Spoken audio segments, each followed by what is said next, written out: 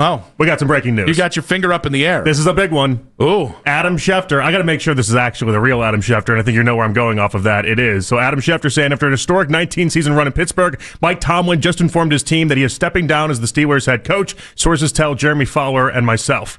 Steelers now will be looking for only their fourth head coach since 1969. Does the Lord not want us to talk about the Cavs? We got rid of both the AFC North coaches. Not we. The Browns didn't do anything. We didn't do anything. No. But we talked about it. We definitely did talk about it. Meaningless win my ass. Right? Week 17. Is that the win? And by the way, bring Stefanski back. Did the Browns kill Tomlin? He put the plan in motion. Did the Browns kill Tomlin in a 5-win season? Did Kevin Stefanski bring down Tomlin and Harbaugh in one felled swoop? I think the answer is yes.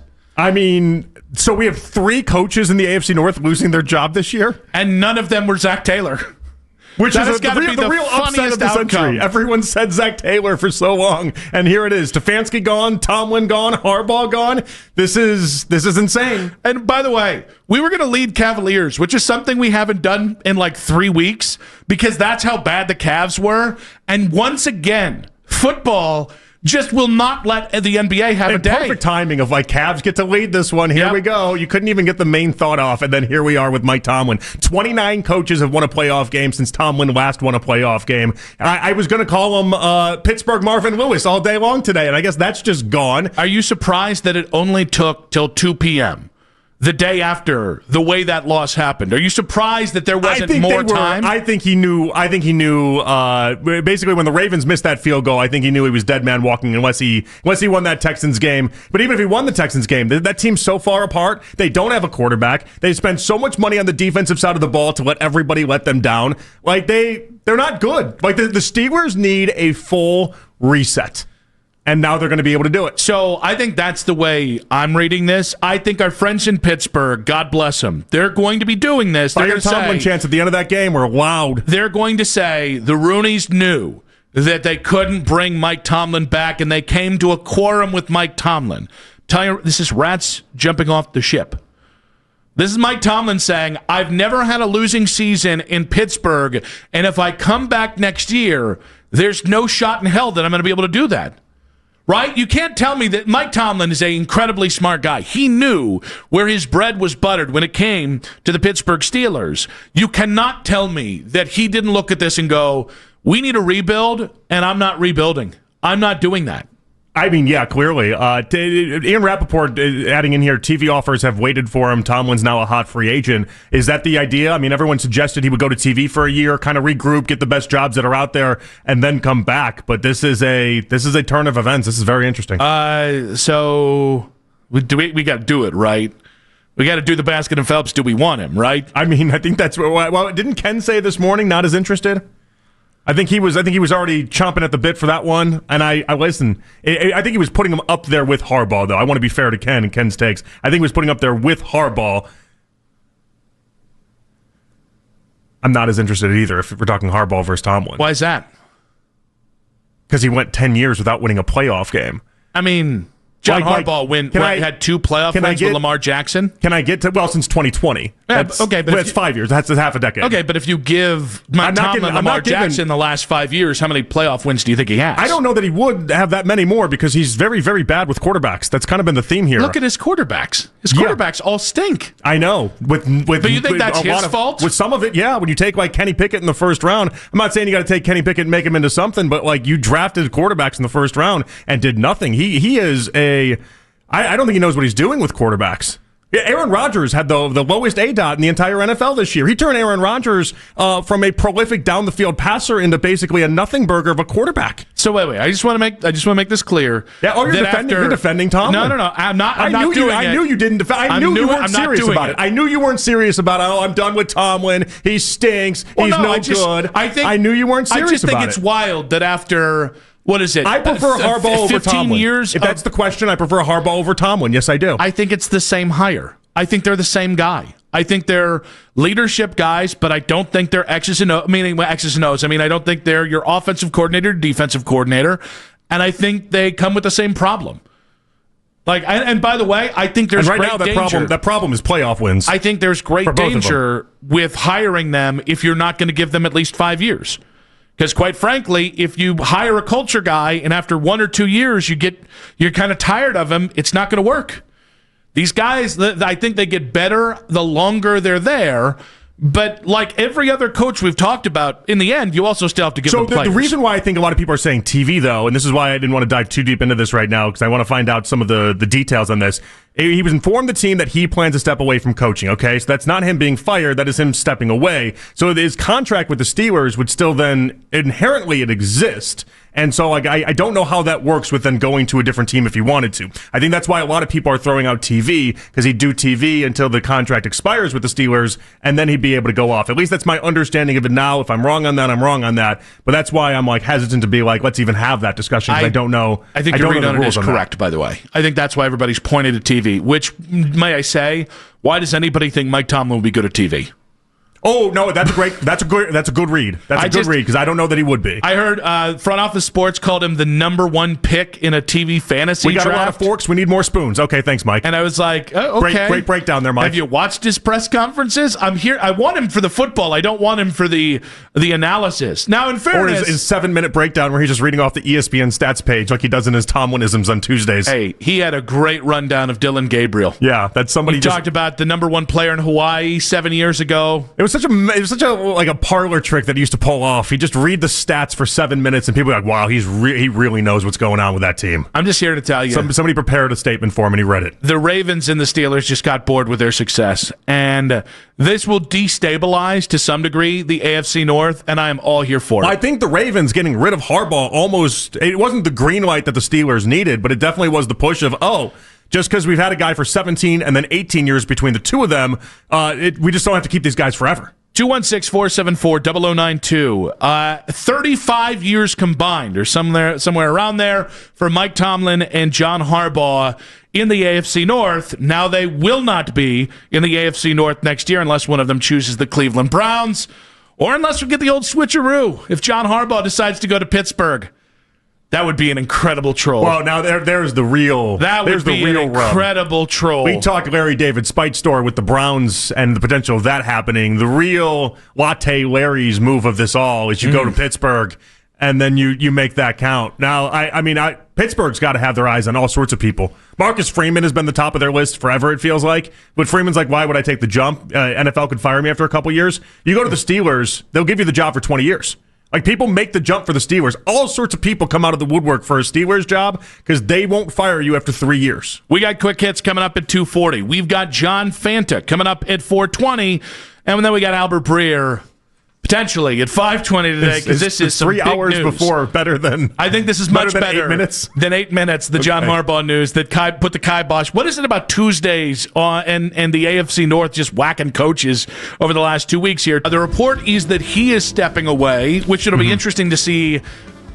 It'll be interesting to see how many different sides of this come out, or whether eventually we find out this had been a discussion previously and this has been weeks in the works. Well, so there's already the insiders that are jumping to do the "I told you first" or "I knew this was coming first" thing. Like Josina Anderson on Twitter is saying that she's been hinting at this and telling people change of scenery could come back in November, and then she did like a whole facts of the matter are that league sources heard that Tomlin was contemplating leaving Pittsburgh even before the season started. He'd been frustrated with how the fire Tomlin chance, everything that had really transpired over the previous 3 seasons, and he did not feel appreciated with contingents around the city. So like there was a lot there, and it's funny how people are jumping to try to be like, I told you this was coming. The reality is that Mike Tomlin clearly felt like he couldn't win anymore with this team, and the break's going to do him wonders, I would imagine. Art Rooney II just putting out oh, that's good. He woke up from his coma last night.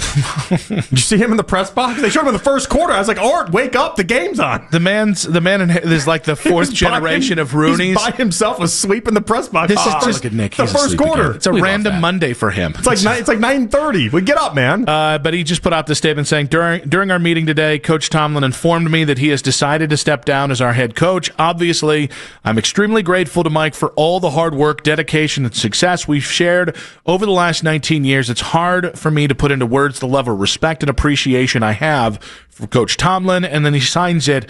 My family and I and everyone connected to the Steelers management are forever grateful for the passion and dedication Mike Tomlin has devoted to Pittsburgh Steelers football. Yeah. Slight paraphrasing there because I had a Pittsburgh Steelers. But, this is, in a week's time, the entirety of the AFC North has changed, and I think what has made the Ravens and Steelers dominance so incredibly possible is that they just haven't turned over. It's so surprising to me that teams in the NFL haven't learned how disastrous changing regimes can be. Because when you change out players, you're changing out schemes, and that's offensively, defensively, what you like to do, special teams. And oh, by the way, that's if you get it right. So it is much easier to have continuity as a head coach, change everything around that head coach, and make small changes over time as opposed to what the NFL tends to do, which is throw everybody else out. And whether this is true or not, we'll find out in real time. But this is a time where it feels like, instability.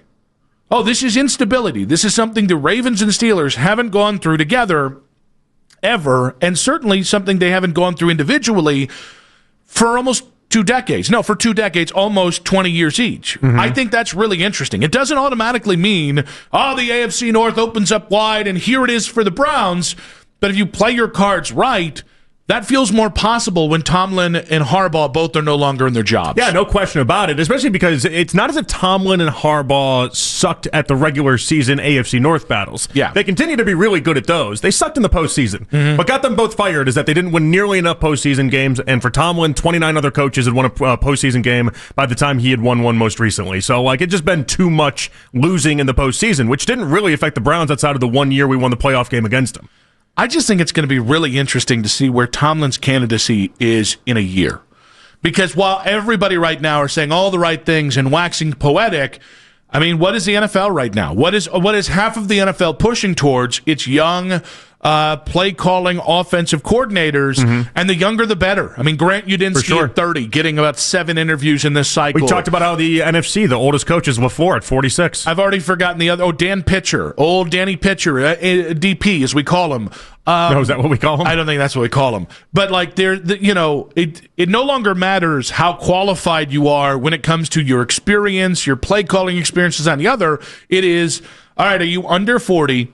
Are you on the offensive side of the ball? And do people really think you're smart? Yeah, Shieldhouse is very young too. He's like 31 or so. I still think they're interviewing him to maybe go with Shula.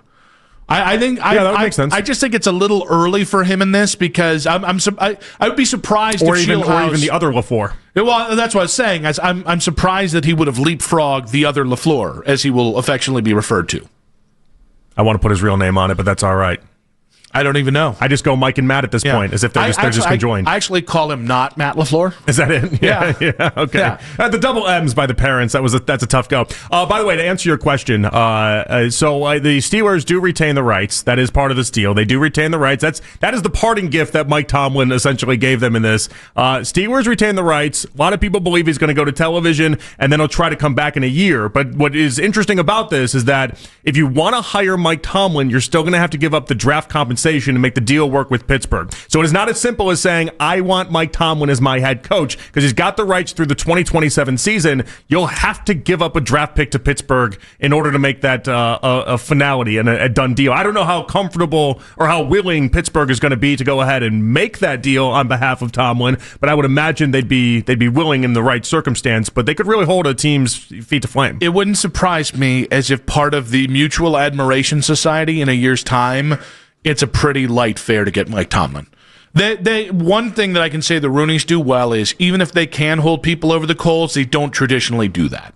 Now, again, they haven't traded a head coach. That is a fair thing to say, but I would be really surprised in a year if there were hardlining teams that we need a first-round pick so you can hire Mike Tomlin. I'm just trying to think. With the Saints deal, or the Sean Payton deal with the Broncos. Wasn't a third? It was a 2023 first, a 2024 second, and the Broncos got the Saints 2024 third back in exchange. That's a pretty lofty price.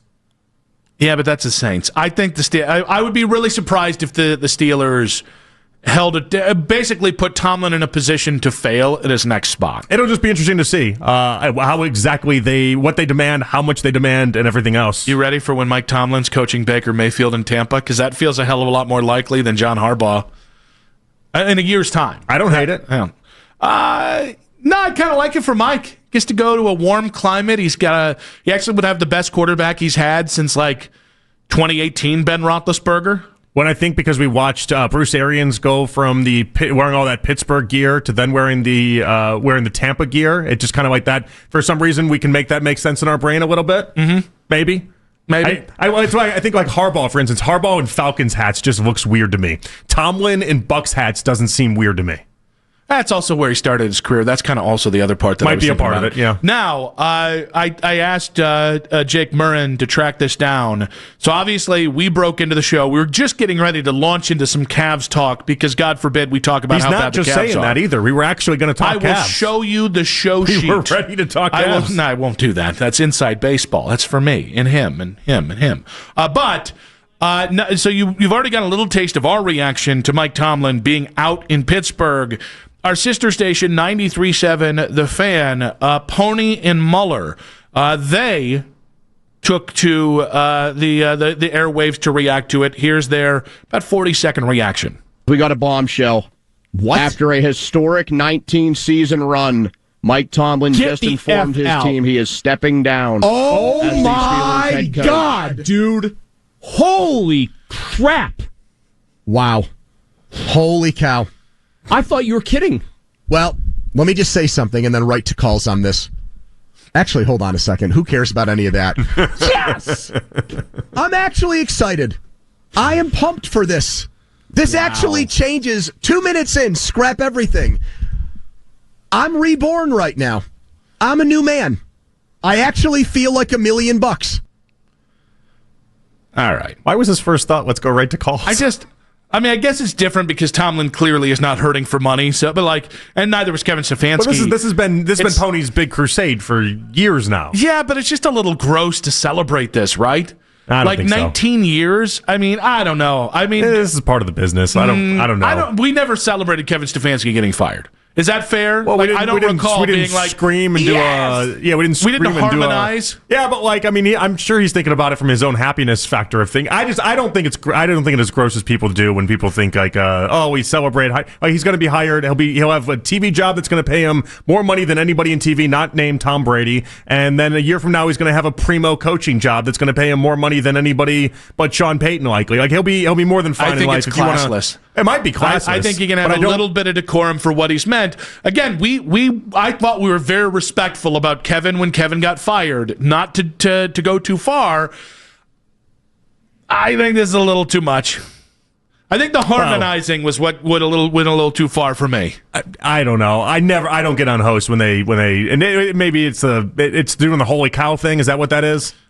I don't know. It was. I also was thrown off when he was like, "We got to get right to calls on this." That threw me off too. That was a weird reaction. Like your instant thought should be like, I want the ball right now. Let me go ahead and let's go off on this. But it's something they've been clamoring for legitimately 3 or 4 years. Like they've been on this fire Tomlin train, and they had a couple weeks ago. Really, like 3-4 weeks ago, when it felt like the Steelers had gotten things kind of figured out, and then all the people that did the fire Tomlin chants, were so sad. They just kind of went back into their hole, and all the people that booed during Renegade and all that, they just kind of went back in their hole, and to have it come back out so quickly, and then have this resolve so quickly after that, it has been a roller coaster. Mike Tomlin is stepping down in Pittsburgh after 19 years. Is this a good thing for the Cleveland Browns?